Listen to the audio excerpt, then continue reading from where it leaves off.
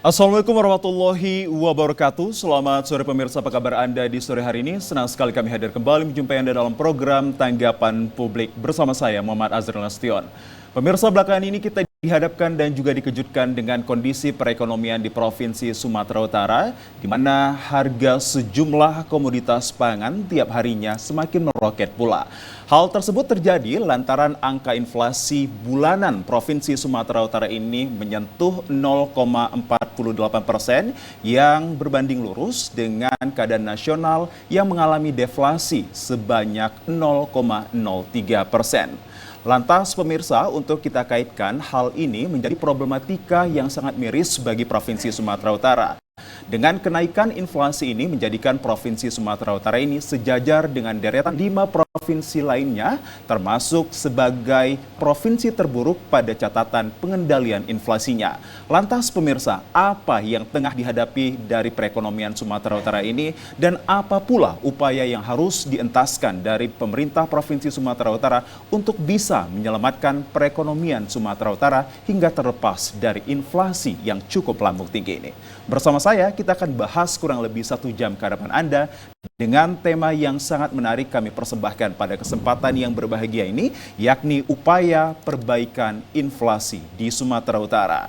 Dan telah hadir pula bersama kami pemirsa kedua orang narasumber yang sangat kompeten dan ahli di bidangnya. Saya sapa terlebih dahulu kepada yang terhormat Kabid Tanaman Pangan Dinas Ketahanan Pangan, Tanaman Pangan dan Hortikultura Sumatera Utara. Beliau adalah yang terhormat Bapak M. Juwaini SP MMA. Assalamualaikum, selamat sore Pak. Waalaikumsalam warahmatullahi wabarakatuh. Selamat sore pemirsa TVRI Sumatera Utara dimanapun berada. Kabarnya baik ya Pak? Alhamdulillah baik. Baik, dan yang kedua pemirsa, tidak asing bagi Anda dan juga saya selaku pengamat ekonomi yang terhormat Abangda Gunawan Benjamin. Assalamualaikum Bang Gunawan. Waalaikumsalam Bang. Kabar baik lagi ya Bang? Bang. Semalam baru ketemu berbincang dengan Bang Gunawan di segmen yang lain terkait tentang inflasi. Kini kita harus mendiskusikan lebih mendalam lagi terkait upaya perbaikan inflasi di Sumatera Utara ini yang siogianya ini masyarakat perlu ketahui, begitu ya Bang Benjamin? Iya, boleh. Dan pemirsa, untuk itu kami buka pula telepon interaktif kami di 0811 6100386, sekali lagi di 0811 6100386 dengan tema menariknya upaya perbaikan inflasi di Sumatera Utara. Untuk itu saya terlebih dahulu membuka diskusi yang sangat menarik ini kepada Bapak M. Juwaini SP MMA. Pak, bisa digambarkan terkait tentang deskripsi perekonomian di Sumatera Utara ini, mengapa setiap jelang adanya momentum hari raya kita harus mengalami inflasi kembali? Baik, terima kasih pemirsa TVRI Sumatera Utara. Jelas beberapa minggu ke depan kita akan menghadapi hari besar keagamaan Idul Adha. Tentunya inflasi itu terjadi karena permintaan harga ya, permintaan yang semakin tinggi, artinya semakin banyak permintaan, pasokannya berkurang, harga semakin menaik, tentunya dari sisi pembelian melemah gitu ya, ekonomi melemah. Artinya di Sumatera Utara dan di mana seperti itu, ya di mana seperti itu, kalau menjelang hari besar keagamaan ada kenaikan permintaan barang. Tentunya kita pemerintah Provinsi Sumatera Utara melalui dinas terkait, kita juga selalu melaksanakan rapat-rapat pengendalian inflasi setiap hari Senin. Itu kita rapat Pak setiap hari Senin, bagaimana inflasi itu bisa kita tekan pada batas-batas yang wajar dan normal. Begitu Pak. Baik, kalau kita berbicara terkait tentang upaya perbaikan inflasi di Sumatera Utara, mungkin sebelum menjauh terkait tema ini, kita boleh untuk informasikan Pak, bahwa tadi saya membuka bahwa Sumatera Utara ini berada di 5 besar provinsi dengan catatan pengendalian terburuknya. Begitu demikian Pak Juwaini? Iya, artinya begini, pemerintah Provinsi Sumatera Utara tetap melakukan upaya-upaya konkret ya, upaya-upaya konkret untuk pengendalian inflasi daerah.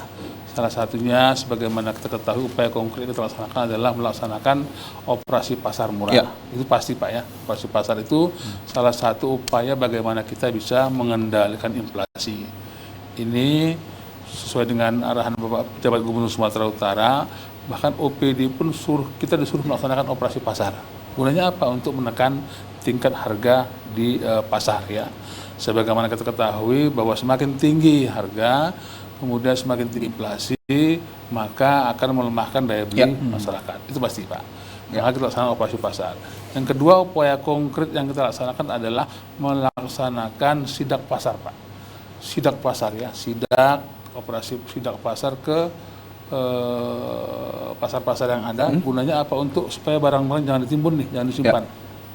Dikeluarkan supaya barang itu cukup ada di pasar dengan sendirinya dapat menormalisasi harga yang ada. Kemudian yang ketiga, upaya konkret adalah diharapkan kita juga akan melaksanakan daerah itu melaksanakan kerjasama antar daerah, Pak. Kerjasama antar daerah di mana itu untuk melancarkan pasokan. Jadi misalnya daerah yang sedikit barangnya bekerjasama dengan yang komoditasnya berlebih, ini kerjasama sehingga kebutuhannya itu akan lancar ada di wilayah tersebut.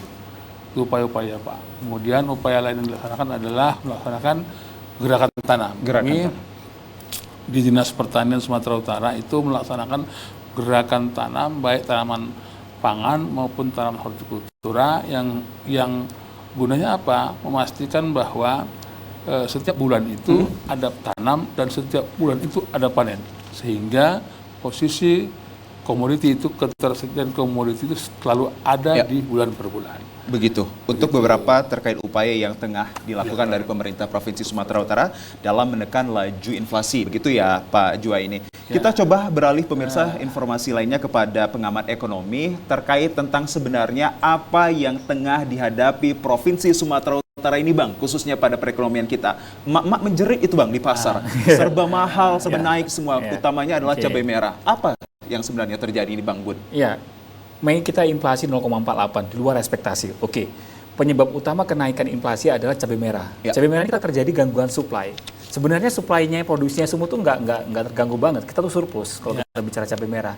Namun sayangnya wilayah lain di luar Sumatera Utara seperti Riau, Batam dan beberapa daerah lain itu justru belinya kita.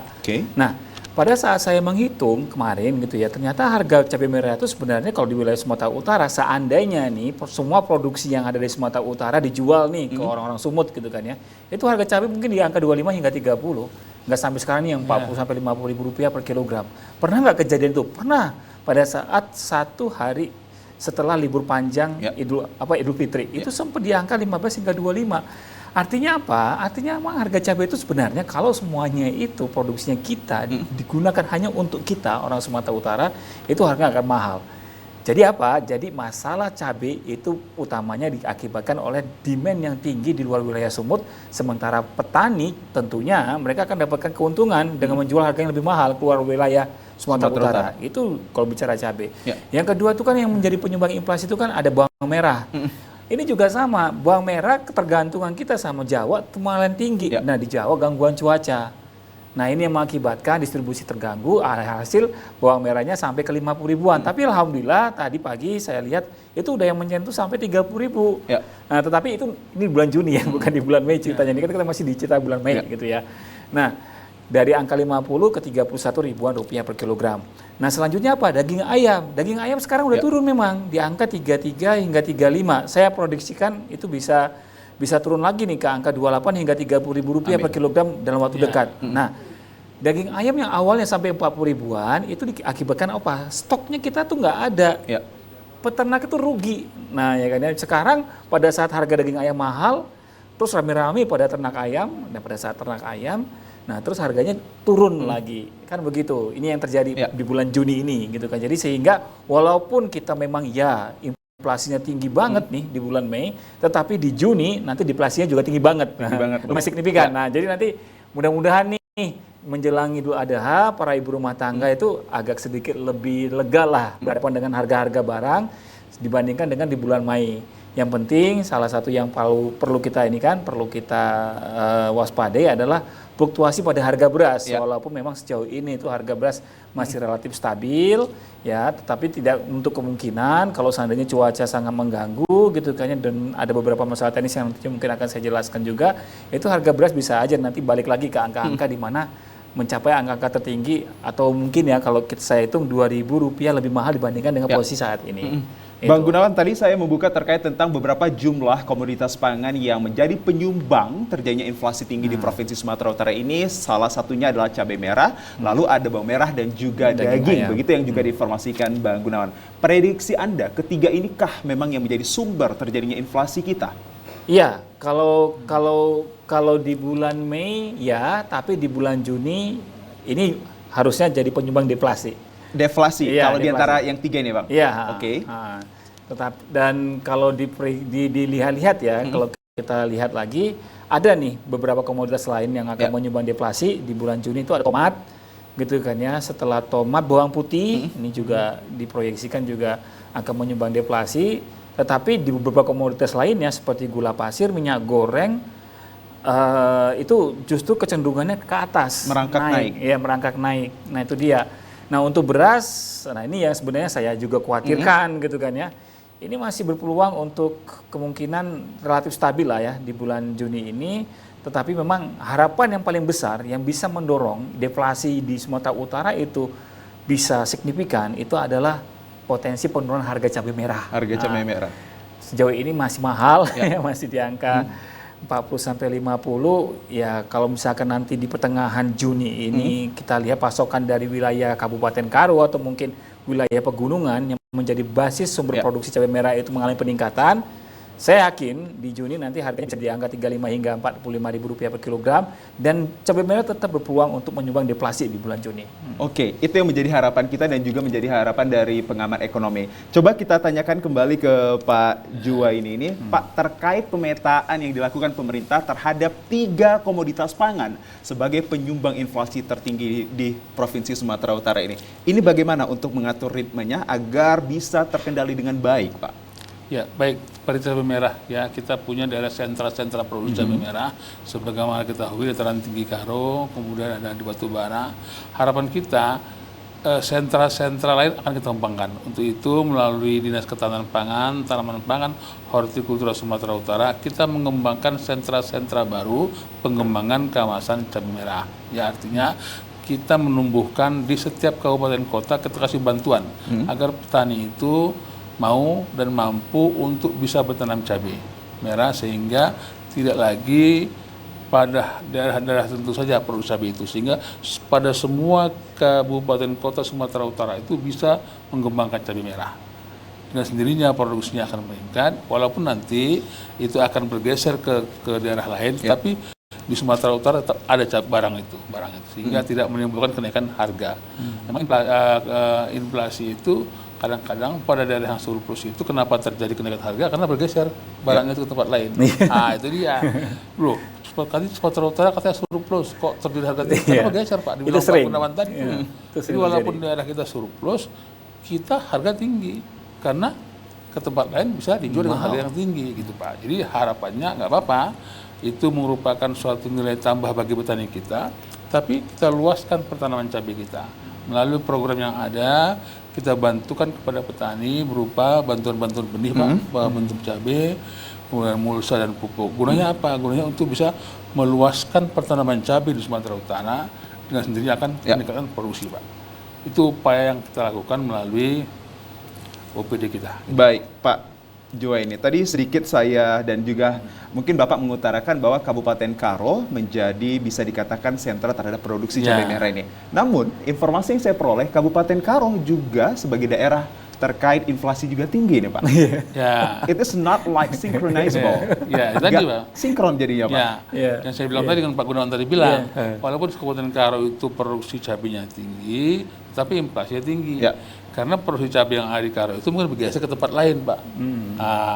Sehingga di sana itu terjadi kelangkaan cabai merah yang menimbulkan kenaikan harga di sana. Betul. Itu dia. Jadi kemarin itu juga kita udah melakukan kajian gitu kan ya. Ternyata harga cabai di Kabupaten Karo itu lebih tinggi daripada Kota Medan. Itu sempat kejadian. Jadi pada saat kita pantauin gitu kan ya, harga cabai di Kabupaten Karo 50 ke 60, di sini masih bisa 45 ke 50. Tetapi memang ternyata pasokan cabai merah yang ada di Kota Medan kenapa bisa harganya lebih miring dibandingkan dengan yang ada di Kabupaten Karo yang menjadi penyumbang inflasi terbesar di bulan Mei, itu dikarenakan ternyata cabai dari batu bara, dari Lubuk Cuwi, dari wilayah-wilayah produsen di dataran rendah, itu masuk ke kota Medan.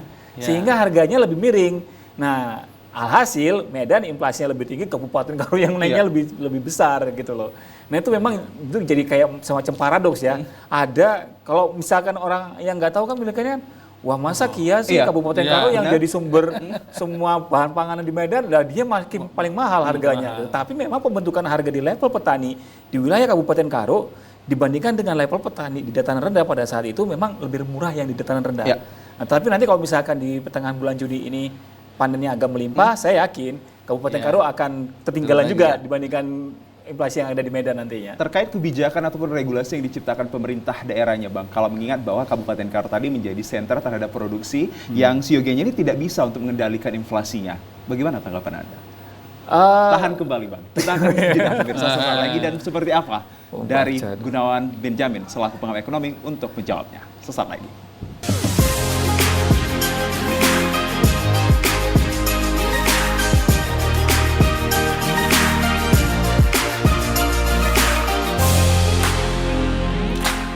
Ya, pemirsa, isu pangan kini menjadi persoalan global yang hadir di sejumlah provinsi, termasuk Provinsi Sumatera Utara dan juga termasuk di daerah-daerahnya. Dan salah satu provinsi Sumatera Utara ini, daerah yang paling besar penyumbang inflasinya adalah Kabupaten Karo yang sejatinya ini memiliki sentra produksi terhadap tanaman cabai ini luar biasa. Kita kembali coba untuk terkait hal ini kepada Bang Gunawan Benjamin selaku pengamat ekonomi. Sebenarnya Bang, apa yang mungkin saja bisa diberikan pemerintah kepada masyarakat akan hal ini, Bang? Iya, jadi kalau misalkan kita lihat tertinggi ya, Kabupaten Karo itu mencatatkan inflasi secara bulanan tuh, kalau sehingga satu di atas 5%, sementara kita di atas 0,5 gitu kan ya. Ini sebenarnya kalau kita lihat, nggak ada kebijakan yang bisa mengatur bagaimana barang itu bisa berpindah dari suatu wilayah ke wilayah yang lain, itu nggak ada. Apalagi bukan transaksi ekspor-impor dengan negara lain kan gitu ya. Nah, Kabupaten Karo kemarin itu inflasinya tertinggi di Sumatera Utara itu dikarenakan memang harga beberapa komoditas pangan itu naik. Tapi ironi jadinya, kenapa orang akan nanya kan, kenapa kok bisa naik lebih tinggi dibandingkan wilayah lain, dibandingkan Medan sekalipun gitu kan ya. Nah, kita tuh punya beberapa sentra produksi yang nggak hanya Kabupaten Karo aja gitu kan ya. Walaupun memang di bulan Mei Kabupaten Karo itu bukanlah penyuplai barang cabai merah terbanyak untuk wilayah Kota Medan dan sekitarnya. Justru beberapa sentra produksi lainnya seperti Batubara, Kabupaten Batubara itu juga melakukan juga mengalami panen cabai merah. Harganya lebih murah, lebih miring dibandingkan dengan Kabupaten Karo. Ini yang membuat harga cabai merah di Medan itu agak sedikit lebih rendah sehingga inflasinya sedikit lebih rendah dibandingkan dengan Kabupaten Karo. Tetapi memang ini harusnya jadi pukulan buat pemerintah Kabupaten Karo ke depan. Bahwasanya enggak gini ya, masyarakat itu juga aneh aja ngelihatnya. Kalau misalkan kok bisa kabupaten yang jadi penyuplai kebutuhan pangan ke wilayah lain justru harganya lebih mahal dibandingkan dengan wilayah lainnya. Nah ini seharusnya kayak ironi yang harusnya bisa diatasi sama pemerintah daerah lah. Seperti contohnya caranya gimana? Caranya coba dilihat deh kira-kira di bulan berapa aja nih pasokan cabai merah dari Kabupaten Karo itu mengalami penurunan. Kalau misalkan bulannya udah kebaca dalam rentang beberapa tahun terakhir gitu kan ya udah berarti di periode itu masuk nih programnya Pak Juwandi. Suruh banyak petaninya untuk nanam cabai merah. Nah, sehingga inflasinya bisa lebih dikendalikan. Bisa mensuplai barang ke wilayah-wilayah lainnya dengan harga yang lebih miring tentunya. Oke, berarti tidak ada terkait kebijakan maupun regulasi yang bisa untuk hal ini ya Bang, untuk dikatakan dari pemerintah daerah ini ya? Nggak ada lah kebijakan yang bisa mengelarang petani untuk nggak menjual ke luar daerah tuh nggak ada. Baik, coba kita mendapatkan pertegasan kembali kepada perwakilan dari pemerintah ini. Ada Pak Juwaini SPMA selaku Kabid Tanaman Pangan, Dinas Ketahanan Pangan, Tanaman Pangan dan Hortikultura Sumut, yang sejatinya kita sudah mendeskripsikan Pak Kabupaten Karo ini sebagai sentra tapi malah sebagai penyumbang inflasi tertinggi. Sepertinya ini Pak tidak sinkron dan tidak adakah kebijakan yang mengatur di pemerintahan daerah itu sendiri? Ya, artinya kita harap ke depan bahwa di daerah sentra-sentra produksi itu komoditasnya tidak terlalu tinggi kenaikan harganya. Tentunya tadi itu Pak saya bilang upaya konkret yang dibuat oleh pemerintah Provinsi Sumatera Utara adalah dengan melakukan gerakan tanam. Gerakan tanam. Jadi gerakan tanam itu tujuannya apa? Untuk agar di setiap kabupaten kota ada pertanaman cabai, Pak. Ada pertanaman cabai sehingga walaupun nanti permintaannya tinggi, tapi produksi kita tinggi, Pak. Ya tentunya harga akan stabil. Mudah-mudahan seperti itu. Nah ini juga nggak hanya cabai, Pak. Bawang merah juga seperti itu. Ya bawang merah. Alhamdulillah kita juga bawang merah produksi itu sudah mencapai 75% ya, bisa memenuhi kebutuhan Provinsi Sumatera Utara. Tinggal kurang lebih 20-25% kita masih mendatangkan dari luar. Upaya-upaya seperti itu. Upaya-upaya yang terlakukan adalah dengan gerakan menanam bawang merah di setiap kabupaten kota, Pak. Demikian juga dengan padi dan jagung. Semua itu upayanya adalah bagaimana kita bisa memenuhi kebutuhan komoditas strategis untuk pangan di Sumatera Utara.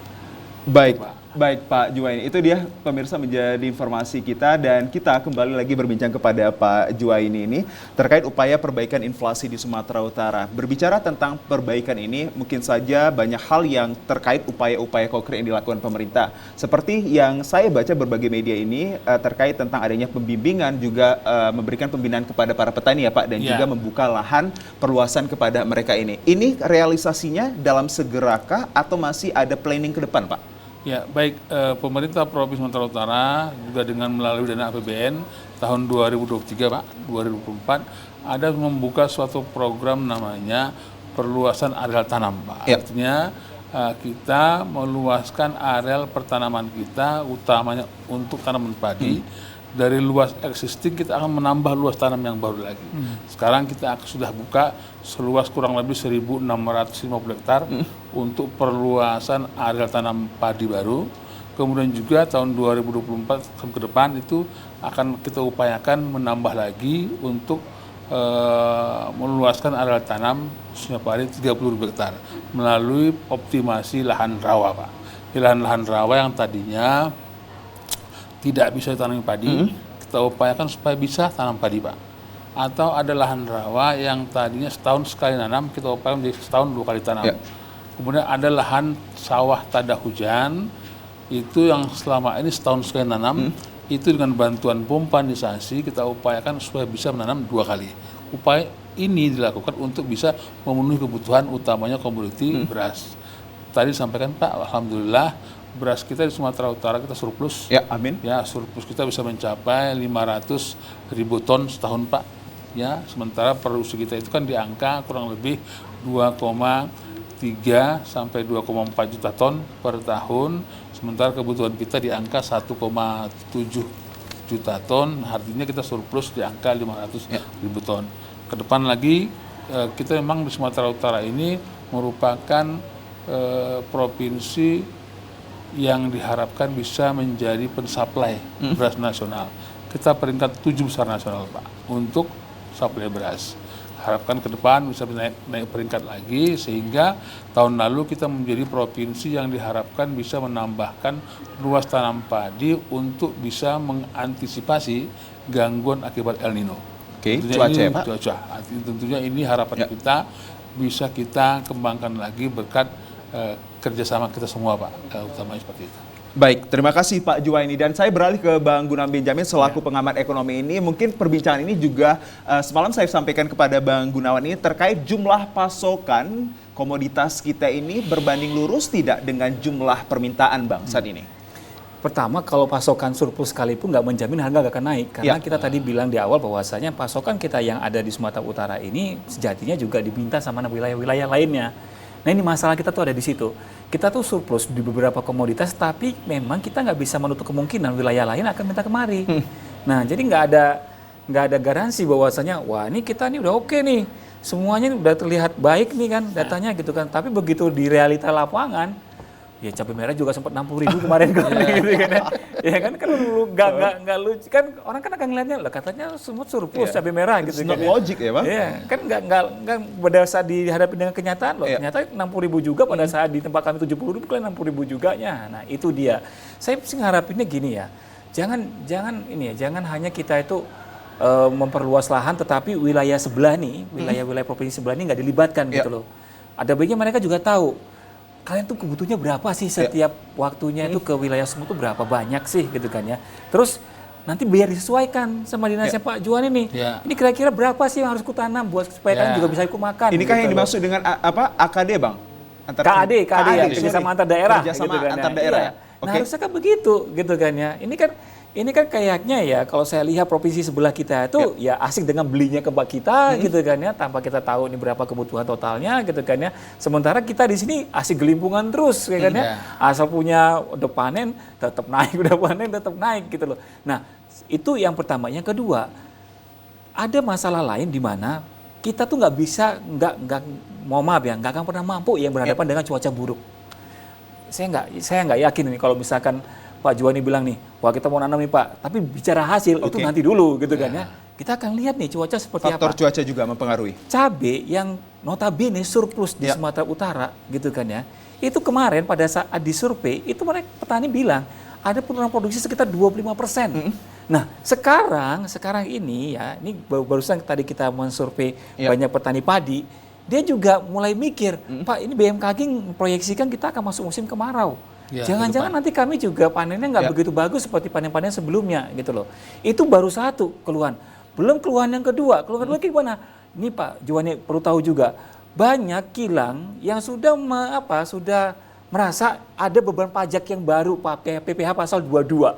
Nah, PPh pasal 22 ini Pak dibebankan kepada petani seharusnya, gitu kan. Tapi memang ini dikutip lewat si kilang-kilangnya itu tadi.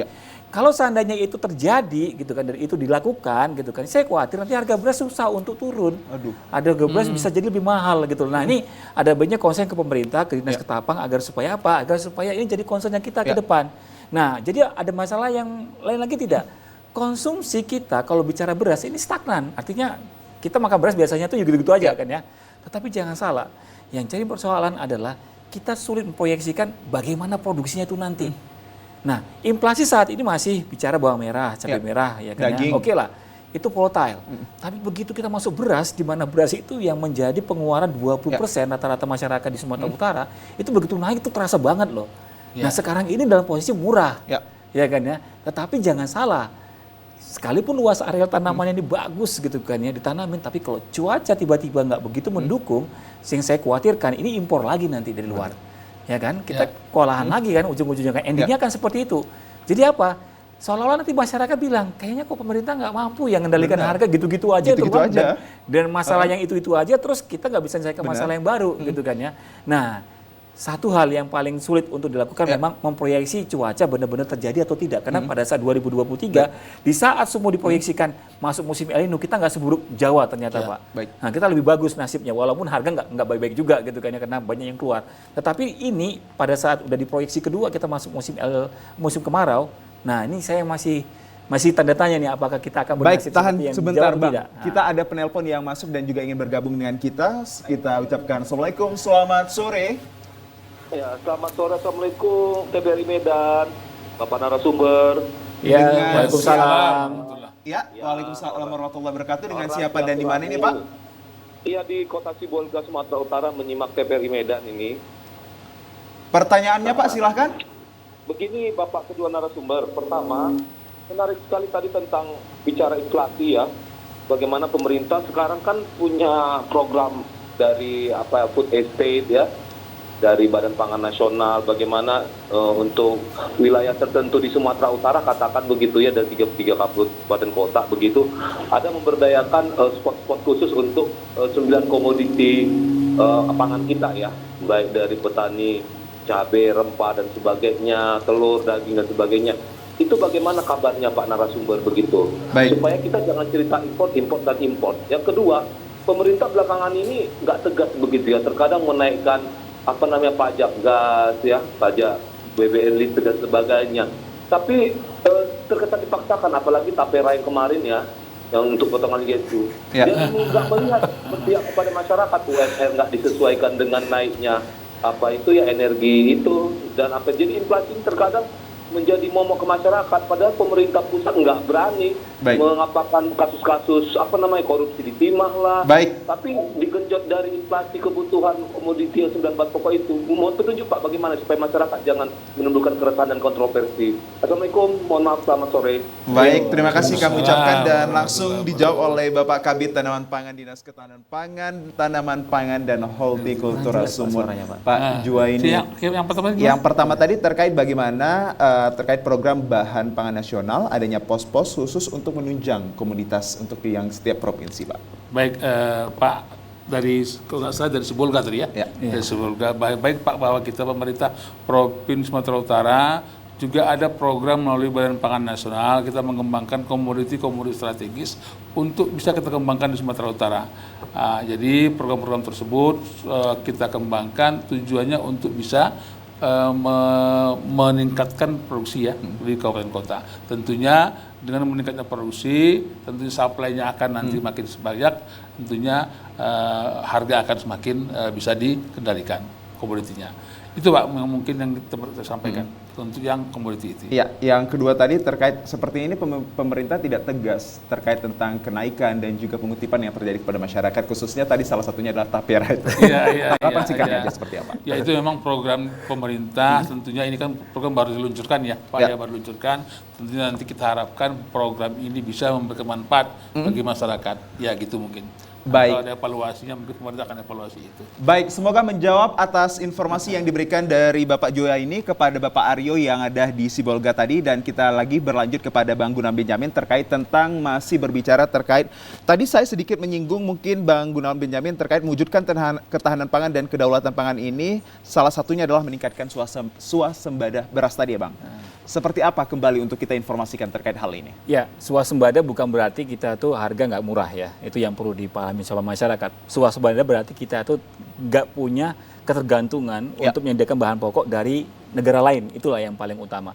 Swasembada itu bisa, kalau konteksnya saya ngelihatnya yang swasembada itu adalah di saat konsumsi itu bisa dipenuhi 100% dengan produksinya. Nah, lebih dari itu boleh. Itu swasembada, kan gitu ya. Nah, kalau seandainya kita bilang bahwasanya kita harus swasembada beras, kita harus swasembada cabai rawit, cabai merah gitu, atau mungkin kita swasembada bawang merah, ini oke. Ketahanan pangan itu oke. Nah, tetapi konteks ketahanan pangan Sumatera Utara itu kan tidak terlepas dari konteks ketahanan pangan di luar Provinsi Sumatera Utara. Pasti. Nah ini nggak bisa sendiri nih, ini nggak bisa sendiri gitu loh. Jangan sampai nanti kita bilang bahwasanya wah kita udah melakukan upaya-upaya maksimal untuk mewujudkan ketahanan pangan dengan swasembada itu tadi, tetapi nyatanya gitu kan ya harga itu tuh bersih bergejolak kan gitu kan ya. Nah ini berarti kita apa? Kita harus punya lah yang namanya manajemen resiko lah di situ kalau saya bilang gitu loh. Manajemen resiko itu kayak gimana? Resiko di mana kala harga itu bergerak di luar ekspektasi, di luar kebiasaan, terus kita melakukan antisipasi kebijakan apa tuh yang mau kita ambil di situ. Jadi swasembada nggak cukup kalau saya lihat seperti itu. Jadi memang perlu ada manajemen, ya manajemen distribusi barang, manajemen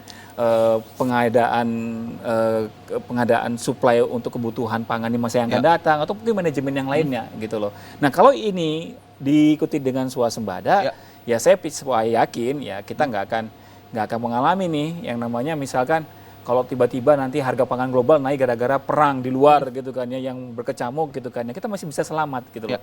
Tetapi ingat swasembada di mana bahan baku pengolahan bahan baku produksinya juga masih dihadirkan dari negara lain, ini juga belum swasembada artinya. Jadi kalau kita masih fokus ke produksinya, tetapi bahan bakunya seperti pupuk, kalau kita bicara tanaman pangan gitu kan ya, pupuk atau pestisida masih kita tergantung dari negara lain.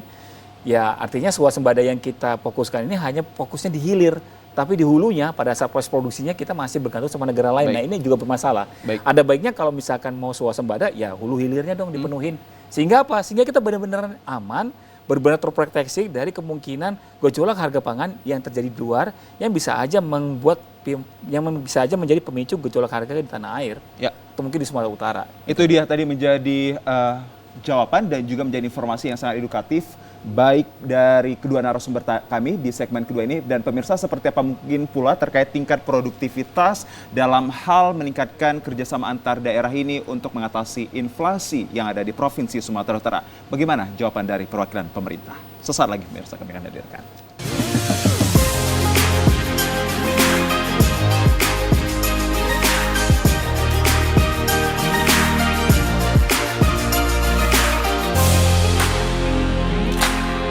Ya, pemirsa, mewujudkan ketahanan dan kedaulatan pangan yang berbagai kaitan upaya dilakukan dari pemerintah kita untuk mewujudkan tingkat produktivitas terhadap sejumlah komoditas, baik itu untuk yang ada di Provinsi Sumatera Utara, khususnya di daerah-daerah yang tinggi sebagai penyumbang inflasinya ini, mungkin saja bagi pemerintah ini memiliki upaya-upaya yang lain, salah satunya dengan kerjasama antar daerah. Pak Juwaini, ada bisa diinformasikan kepada masyarakat kini pemerintah Provinsi Sumatera Utara ini kerjasama seperti apa yang telah dibangun ke daerah lain? Baik, terima kasih. Mengenai kerjasama antar daerah ini merupakan salah satu upaya konkret juga bagaimana bisa mengendalikan inflasi. Ya, beberapa minggu yang lalu telah dilaksanakan penandatanganan MOU kerjasama antara pemerintah kabupaten dengan Karo dengan Kabupaten Langkat. Ya, itu ada. Kemudian dengan pemerintah Kabupaten Dairi, dan harapannya seluruh pemerintah kabupaten dapat melaksanakan kerjasama antar daerah. Terutama misalnya ada satu kabupaten A itu kekurangan apa, di sana kelebihan apa, ini saling menguatkan, sehingga dengan seperti itu tidak ada lagi nanti panen yang tidak terpastikan harganya normal. Jadi artinya nanti panen itu dapat dengan baik dipasarkan pada daerah tertentu. Ini kerjasama ini diharapkan bisa seluruh kabupaten kota, tidak hanya kabupaten tapi bisa juga bisnis to bisnis. Yes. Nah, lebih mengena sehingga barang panen yang berlebih di satu daerah dapat berpindah untuk memenuhi kebutuhan di satu daerah yang lain. Ini harapannya seperti itu. Jadi pemerintah Provinsi Sumatera Utara upaya itu terus dilakukan ke depan, nanti kita mendorong lagi melalui pemerintah provinsi. Kemarin itu Ibu Kepala Biro Perekonomian mendorong supaya melalui Pak Gubernur mendorong, yuk kita buat kerjasama antar daerah sehingga tidak lari kemana-mana di produksi, Pak. Nggak seperti tadi, ya artinya dijamin ada tersedia di sini, ada tersedia di sini. Daerah mana saja, Pak, atau provinsi mana saja yang menjadi wilayah kerjasama antar daerah ini?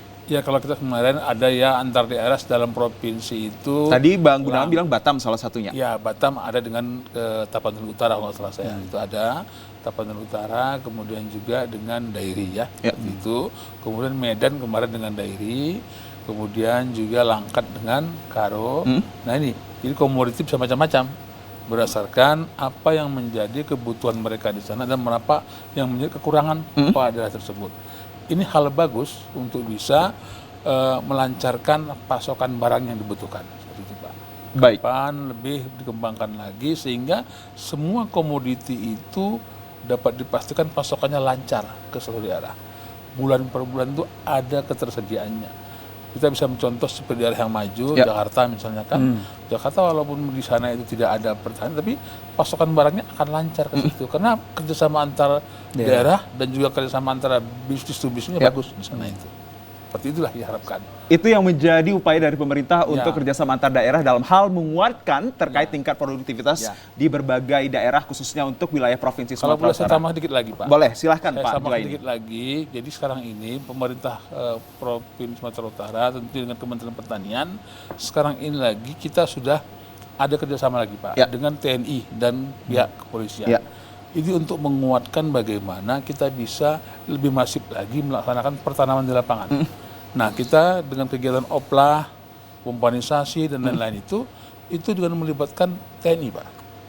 Dandim itu ikut terlibat, Babinsa ikut terlibat di lapangan Forkopimda Sumut lah ya, Pak, untuk ikut bersama-sama bagaimana melaksanakan memastikan pertanaman itu ada di lapangan. Nah, seperti itu, Pak. Baik. Saya coba ke Bang Gunawan. Bang Gunawan, Anda selaku pengamat ekonomi dan juga selaku perwakilan masyarakat, mungkin saja ini saatnya kita untuk menyuarakan hati dari suara masyarakat kita ini. Anda selaku perwakilannya, apakah perlu evaluasi yang dilakukan kepada pemerintah dan di titik-titik mana saja untuk perlu ditinjau kembali akan hal dan juga perihal inflasi ini biar bisa menurun dengan baik, Bang? Oke, kalau dari sisi masyarakatnya ya paling kalau kita tuh pinginnya ya, kalau saya secara pribadi itu melihatnya gini, harga kebutuhan pangan masyarakat di manapun gitu ya, itu ada baiknya kita hitung dulu nih HPP-nya di berapa. Misalkan kalau kita bicara harga cabai merah yang sekarang 40 sampai 50 ribu rupiah per kilogram, ini HPP-nya di mana sih? Oh, hitungan saya itu kan HPP-nya di angka 25 nih, ya kan ya, sampai ke konsumen ya 30, 33 atau mungkin 28 ke 33 macam-macam memang kan gitu ya. Nah, sekarang berarti 40-50 kemahalan. Pada saat kita mengecek harga 40-50 itu udah kemahalan, kira-kira di angka 40-50 itu petaninya dapat apa nih? Nah, begitu. Jadi pada saat misalkan nanti pemerintah menemukan ya ada beberapa komoditas pangan yang bergerak naik turun gitu kan ya. Ini pemerintah bisa menentukan, oh kayaknya aku nggak perlu melakukan sesuatu deh. Atau oh ini kayaknya udah kemahalan banget nih, ayo kita intervensi dalam bentuk operasi pasar, ya kan ya, terus mungkin dalam bentuk pasar murah, begitu ya, atau mungkin dalam bentuk kebijakan-kebijakan lainnya gitu loh. Tetapi kalau misalkan dari sisi pemerintah ya, kalau saya mengharapkan begini, ada baiknya memang kita punya kajian yang bisa menciptakan sebuah proyeksi ya terkait ke depan ini nanti kira-kira harga mau kemana. Mau naik, turun atau stabil, itu produksinya, supply-nya itu dari mana aja, apakah dia pasokannya tuh stabil, turun atau gimana gitu kan ya. Nah, pada saat itu udah dipetakan, kita ambil kebijakan.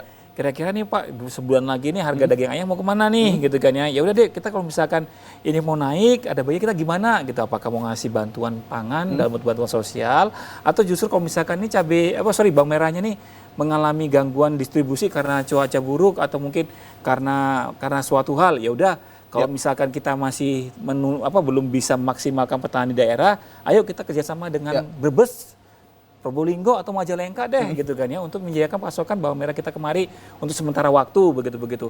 Nah itu yang semestinya bisa dilakukan baik dari pemerintah maupun dari masyarakatnya gitu loh.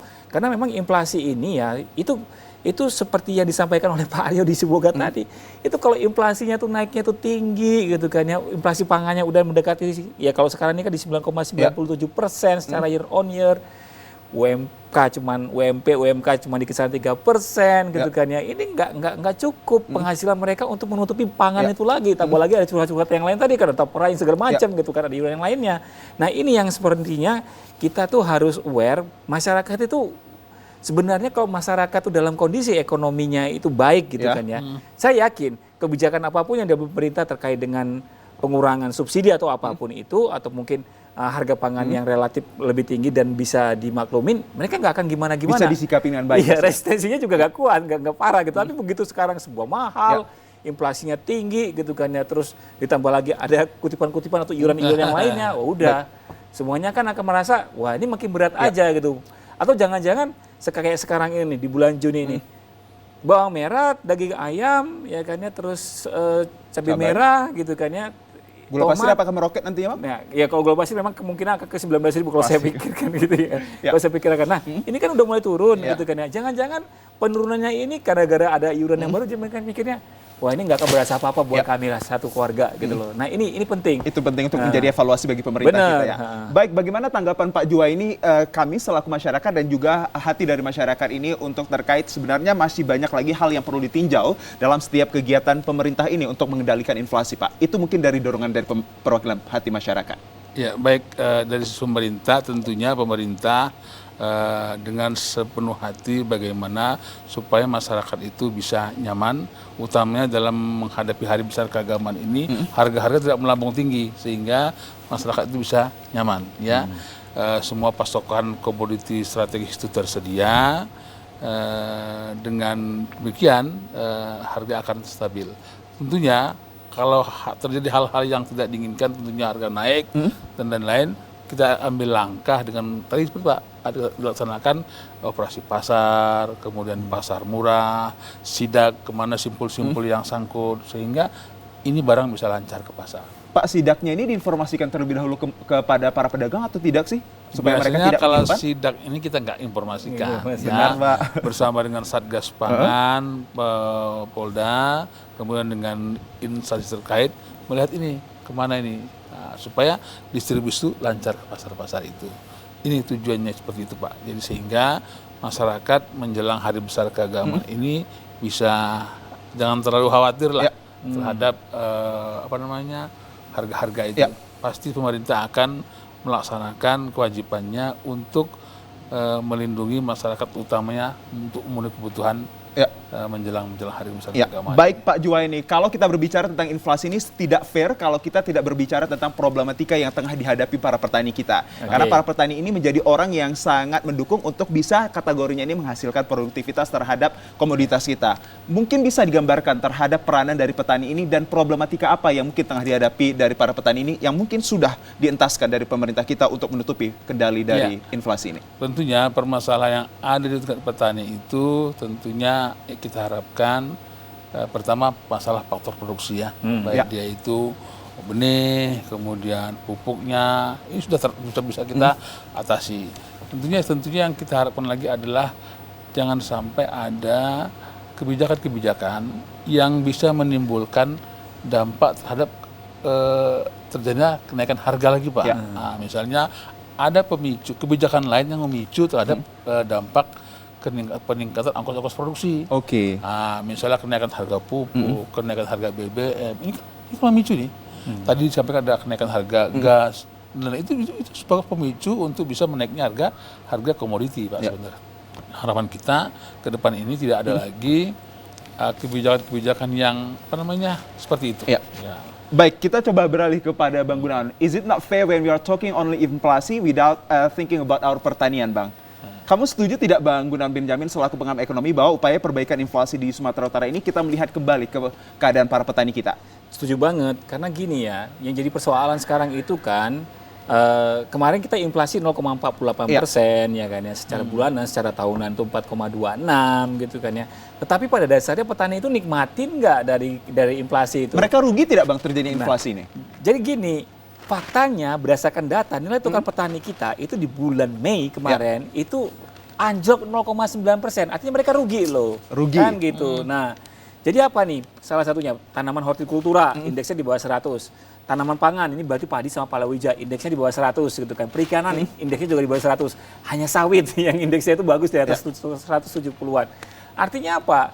Petani yang bisa dikategorikan sejahtera pada saat ini sejauh ini adalah baru petani sawitnya. Sementara yang menyediakan cabai, bawang, beras segala macam ini belum. Nah, masalahnya di mana? Apakah mereka menanam tanam pangan rugi? Enggak, pada dasarnya enggak begitu. Kalau saya hitung ya HPP untuk tanaman bawang, merah, cabai merah, cabai rawit, itu sebenarnya harganya lebih rendah daripada harga jual di konsumen atau harga jual petani ke tengkulak atau pedagang besarnya loh. Tetap lebih rendah tuh harganya, harga HPP-nya. Tetapi kenapa mereka nggak menikmatin itu? Ternyata keuntungan yang mereka dapatkan, dari tanamannya itu tadi, bila dikonversi, digunakan untuk beli kebutuhan sehari-hari masih kurang. Nah, berarti apa? Berarti petani juga terkena dampak inflasi gitu loh. Tapi saya tambahkan, Pak. Saya sedikit. Untuk bulan April dan Mei kemarin, NTP tanaman pangan khususnya padi itu malah naik, Pak. 100. Itu diakibatkan daripada kenaikan harga beras. Harga beras ya. Harga beras itu menaikkan nilai tukar petani. Tentunya pemerintah dalam hal ini dua sisi, Pak. Memperhatikan, nah inilah bedanya dengan negara lain. Kita ini memperhatikan dua sisi, satu produsen dan konsumennya, memikirkan petani dan konsumennya. Kalau kita naikin harga berasnya ini bisa, Pak, beras, tapi konsumennya menjerit. Sekarang kan itu mahal. Kita naikin di atas 100, petani nikmat, enjoy dia, tapi konsumennya menjerit. Nah, kalau kita turun harga beras, konsumennya senang, petaninya merugi. Berarti, makanya jadi NTP-nya itu bisa kalau kita naikin harga berasnya, naikin harga berasnya, NTP bisa naik. Tetapi memang ada baiknya kalau kita bicara kesejahteraan petani, NTP-nya harus di atas 100. Itu harus kita sepakat ya, Pak. Kemarin itu memang pernah kita sudah mencapai 2 bulan itu di angka nilai di atas 100, Pak. Baik, itu kondisinya. Baik Pak Juwaini dan juga Bang Gunawan, tanpa terasa kita sudah berada di penghujung acara dan saya ajak kedua narasumber saya ini untuk memberikan elaborasi pandangan-pandangan yang menarik untuk bisa mengentaskan inflasi yang berada di Provinsi Sumatera Utara hingga Provinsi Sumatera Utara ini tidak masuk dalam kategori 5 besar tercatat terburuk pada pengendalian inflasinya. Apa yang Anda inginkan? Suara kata. Iya, kalau saya sih pinginnya begini. Singkatan padat ya, Bang Ben? Pemerintah itu memang pada dasarnya belakangan ini agak kedodoran dalam menghadapan dengan cuaca gitu ya. Tetapi jangan salah, ke depan ini kita berhadapan dengan potensi kenaikan harga beras. Kalau harga beras ini berpeluang naik dikarenakan memang cuaca yang tidak mendukung, ada baiknya PPh pasal 22 itu dihapuskan aja deh, gitu kan ya. Setuju. Jangan ada itu lagi. Kenapa? Karena semua harga pangan ini udah turun nih. Nah, nanti kalau misalkan nanti PPh pasal 22 itu masih ada, saya takutnya khawatirnya itu beras nanti akan mengalami kenaikan di masa-masa yang akan datang. Nah, itu nanti saya khawatirkan nanti bisa dapat memicu resistensi dari masyarakat. Baik, Itu Bang aja. Gunawan. Silakan Pak Juwaini, singkat dan padat. Baik, tentunya kita berharapkan pemerintah Kabupaten Kota Sumatera Utara fokus terhadap komoditi-komoditi yang menyebabkan inflasi pada daerahnya. Itu dilakukan upaya-upaya konkret, utamanya pertanaman, untuk bisa mengendalikan inflasi pada daerahnya. Ini tentunya seperti itu, Pak. Upaya-upaya itu dilakukan, tentunya peran daripada pemerintah Kabupaten dan Provinsi Sumatera Utara. Itu mungkin, Pak. Baik Pak Juwaini dan juga Bang Gunawan selaku pengamat ekonomi, semoga upaya yang telah diberikan pemerintah ini dalamlah mengentaskan terkendalinya inflasi di Provinsi Sumatera Utara. Itu menjadi harapan kita bersama. Dan pemirsa, kami akhiri hari ini di Tanggapan Publik edisi Kamis 6 Juni 2024. Semoga memberikan pencerahan yang menarik bagi kita semua. Kita akan pastikan ketemu dengan episode-episode selanjutnya. Saya Muhammad Azrul Nasution beserta narasumber saya pamit undur diri dari hadapan Anda. Assalamualaikum warahmatullahi wabarakatuh. Selamat sore dan sampai jumpa. Waalaikumsalam warahmatullahi wabarakatuh.